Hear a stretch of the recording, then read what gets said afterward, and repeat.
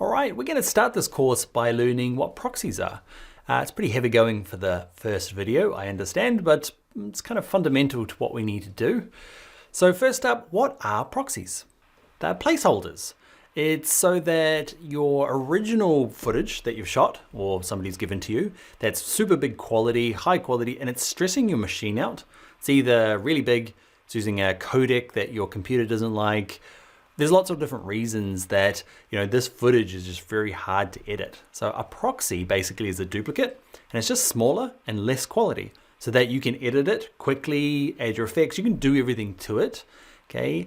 And what happens is when you hit render, it'll go back to, instead of using the proxy, it'll go back to the original footage so that when it's rendering, it's actually rendering the super duper high quality stuff and not your proxy. It's just like this kind of like little bit of little file that you can use so that your machine doesn't die or melt, but you start with great footage, you'll end up with great footage.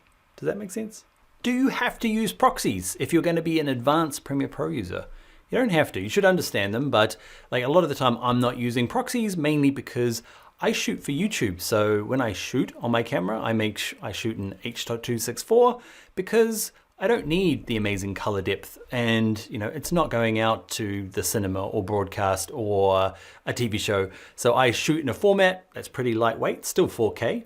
Okay, and I can get away with this particular laptop not using proxies. But as soon as somebody sends me some, Apple ProRes or kind of GoPro Cineform, then it's all about the proxies because poor old laptop here is not made for that heavy duty workload. So let's actually make some proxies instead of just talking about them.